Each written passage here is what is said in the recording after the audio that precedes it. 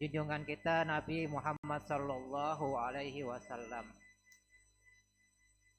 Maka perlu dan menjadi suatu kewajiban bagi kita untuk mengenal siapa yang kita peringati pada malam hari ini.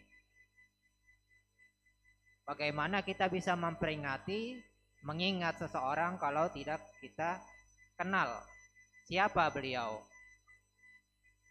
Kita ketahui nama beliau siapa, Muhammad. Siapa bapak beliau? Yaitu Abdullah. Banyak di zaman beliau ketika beliau dilahirkan atau sebelum beliau dilahirkan, itu banyak yang bernama Muhammad. Maka yang disampaikan Allah Subhanahu wa taala melewat nabi-nabi terdahulu bahwa bakal datang nabi akhir zaman yang bernama Muhammad. Muhammad yang mana? Muhammad banyak. Muhammad yang di Karanganyar, RT 26 misalnya. Muhammad yang di Selumit, Muhammad yang di Sebengkok. Tapi apakah dia yang bakal diutus sebagai nabi dan rasul? Tentu jawabannya tidak. Jadi harus diketahui siapa beliau. Apakah cukup kita ketahui dengan namanya cuman Muhammad? Tidak cukup. Maka kita harus mengetahui siapa orang tua beliau. Jadi Muhammad nama beliau, bapak beliau adalah Abdullah. Abdullah juga banyak. Mungkin Muhammad bin Abdillah, mungkin ada 100 orang di Tarakan. Belum di lain-lain. Nah, harus dikhususkan lagi. Siapa ibu beliau? Siti Aminah. Sehingga yang misalnya punya nama Muhammad, bapaknya Abdullah, tapi ibunya siapa? Ibunya Aisyah, ibunya Zainab misalnya. Maka bukan yang dimaksud di sini. Jadi sudah kita ketahui Muhammad bin Abdillah, ibunya bernama Aminah. Nah, kemudian dikhususkan lagi beliau dari bangsa mana, dari suku mana? Al-Quraisyah. Beliau daripada suku Quraisy. Bangsa Arab dari suku Quraisy. Karena bangsa Arab ini banyak. Arab ini banyak, ada Arab Yaman, ada Arab Syam, ada Arab Mekah misalnya. Dikhususkan lagi sukunya daripada suku Quraisy. Maka beliaulah yang dinamakan sebagai nabi penutup daripada segala nabi-nabi dan utusan Allah yang Allah turunkan ke dunia, ke alam semesta ini sebagai nabi yang terakhir. Jadi kalau sudah beliau diturunkan Allah Subhanahu wa taala sebagai nabi, maka siapapun yang mengaku sebagai nabi ataupun rasul setelah beliau, maka itu adalah suatu kedustaan, suatu kebohongan. Jadi nggak ada lagi nabi setelah beliau. Sekalipun ngaku-ngaku misalnya namanya Ahmad, oh di Quran bakal datang nabi yang namanya Ahmad, namaku Ahmad, maka aku nabi katanya. Itu kita dengar baru-barusan.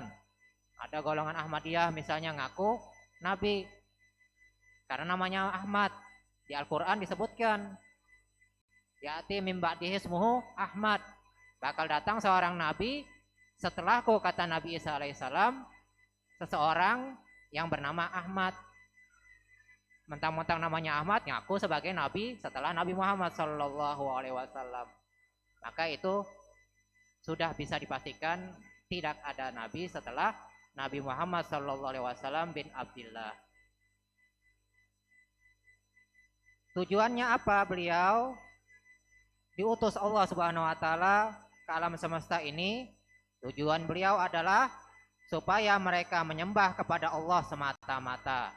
Jadi tujuan seorang nabi dan rasul diutus Allah Subhanahu wa taala tujuannya supaya umat manusia, begitu juga para jin, maka mereka harus semata-mata menyembah kepada Allah Subhanahu wa taala tanpa mempersekutukan dengan sesuatu apapun. Jadi misalnya ada yang ngaku Islam, tapi menyembah selain Allah Subhanahu wa taala, maka itu tidak termasuk umat daripada umat Nabi Muhammad SAW. Dan tujuannya apalagi? Supaya mereka tidak menyekutukan sesuatu dengan Allah Subhanahu wa taala. Kita dengar daripada Yahudi, kita dengar daripada Nasrani, kita dengar daripada Majusi misalnya. Mereka ngaku Tuhannya Allah, tetapi mengatakan ada Tuhan selain Allah. Maka itu tidak termasuk umatnya Nabi Muhammad SAW. Nah, kemudian yang perlu lagi kita ketahui daripada siapa Nabi kita Muhammad sallallahu alaihi wasallam. Wa qad ulida sallallahu alaihi wasallam di Makkah yaumal itsnain ats-tsani asyar min Rabiul Awal. Wa kana waliduhu qad tufiya qabla wiladatihi wa dufina bil Madinah. Farabathu ummuhu wa arda'athu ba'da ummi Thuwaibatul Aslamiyah tsumma Halimatus Sa'diyah wa fis sadisa min umrihi tufiyat ummu bil abwa. Fa hadanathu ummu Aiman wa kafalahu jadduhu. Wa fi tsaminah min umrihi tufiya jadduhu fa kafalahu ammuhu Abu Thalib. Nah, ini sebagai tambahan yang wajib kita ketahui daripada siapa Nabi kita Muhammad SAW. Jadi TTL-nya kalau bahasa KTP kita, bahasa biodata kita harus kita ketahui. Jangan misalnya cuman artis atau selebriti kita ketahui, oh si fulan lahirnya di mana? Lahirnya di New York. Tanggal lahirnya sekian. Nah, ini yang wajib bagi kita untuk mengetahui biodata Nabi kita Muhammad SAW. Jadi tempat kelahiran beliau di mana? Di kota Makkah Al-Mukarramah. Jadi bukan Tarakan, bukan Karanganyar. Jadi harus kita ketahui dan kita ajarkan kepada anak-anak kita bahwa Nabi kita SAW itu dilahirkan di kota Mekkah. Pada hari kapan? Hari Senin. Hari Senin ini sudah bisa dipastikan karena Nabi sendiri yang mengatakannya dalam salah satu hadis. Beliau pernah ditanyakan, wahai Nabi SAW, bagi sampean hari Senin itu apa? Apa pentingnya hari Senin? Beliau menjawab yang maknanya hari Senin itulah aku dilahirkan. Dan di hari Senin itulah aku bakal diutus dan aku diutus oleh Allah Subhanahu wa taala sebagai nabi dan rasul. Dan di hari Senin itulah aku juga bakal diwafatkan Allah Subhanahu wa taala. Jadi sudah bisa dipastikan dan sudah ijma ulama bahwa Nabi kita SAW lahir pada hari Senin. Jadi ada yang mengatakan misalnya hari Jumat. Nah, itu ada tapi hukumnya dhaif. Jadi yang bisa dipastikan bahwa beliau lahir hari Senin. Ini sudah ijma dan ada hadisnya. Tanggal 12 Rabiul Awal. Nah, masalah tanggal di sini tanggal 12 Rabiul Awal ini tidak ada hadisnya. Maka tanggal 12 ini adalah pendapat yang banyak daripada ulama-ulama kita. Kebanyakan ulama istilahnya lebih 50% mengatakan tanggal kelahiran Nabi SAW tanggal 12. Malam ini tanggal berapa? Berapa? 18. Nah, malam ini tanggal 12 Rabiul Awal. Nah, dikatakan salah satu ulama, jadi ada pendapat ulama itu banyak masalah tanggal kelahiran Nabi kita SAW. Ada yang mengatakan tanggal 2 Rabiul Awal, ada yang mengatakan tanggal 8, ada yang mengatakan tanggal 10, ada yang mengatakan tanggal 12. Nah, ini yang paling banyak, tanggal 12 ini.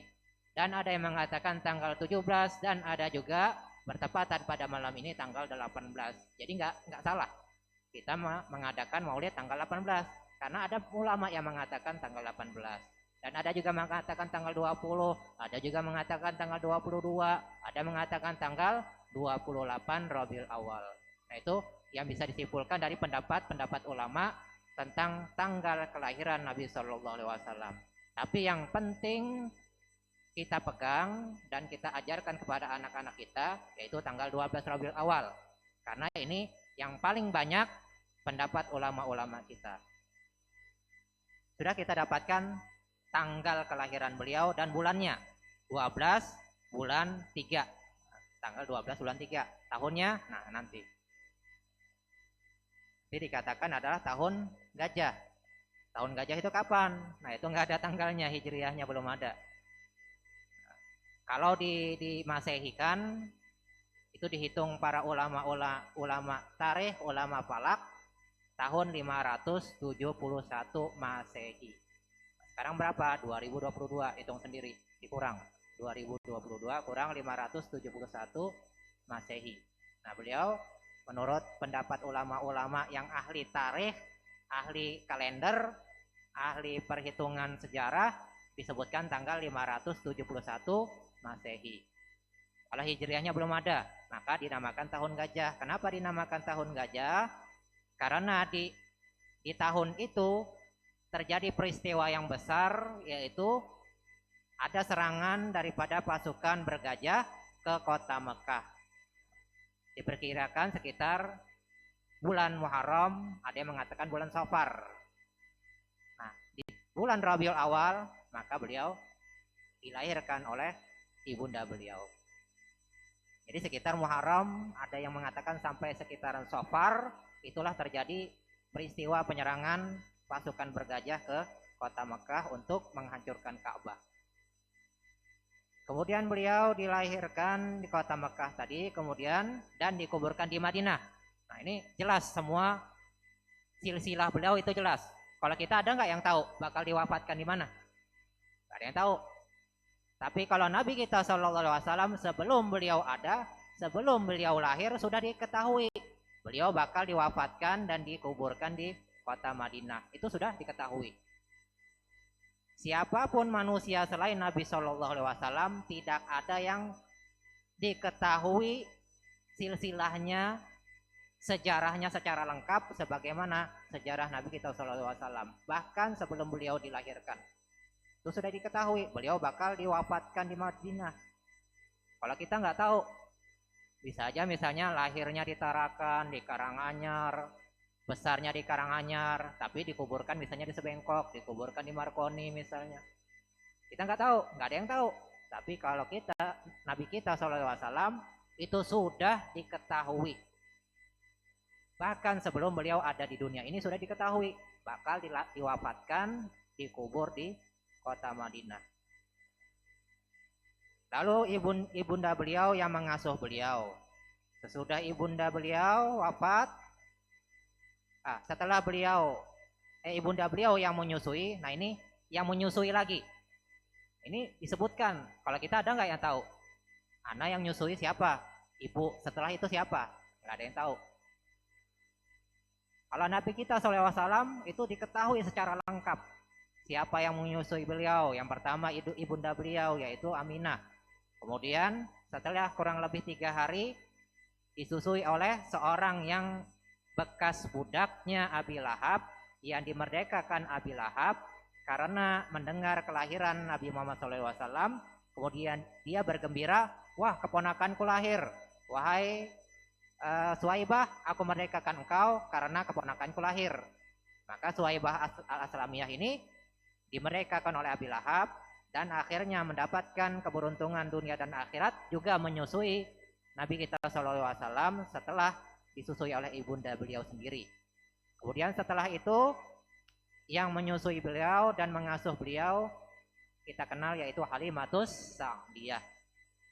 Jadi dirawat oleh Halimatus Sa'diyah di kampung beliau dan sampai beliau berusia 4 tahun tinggal bersama Halimatus Sa'diyah dan keluarganya. Nah kemudian itu perlu kita catat, kita beri pengetahuan ini kepada keluarga-keluarga kita. Kemudian yang terakhir daripada keringkasan ini yang perlu kita ketahui pada malam hari ini, pada umur 6 tahun kemudian dibawalah beliau oleh ibunda beliau ke kota Madinah untuk menziarahi makam bapak beliau.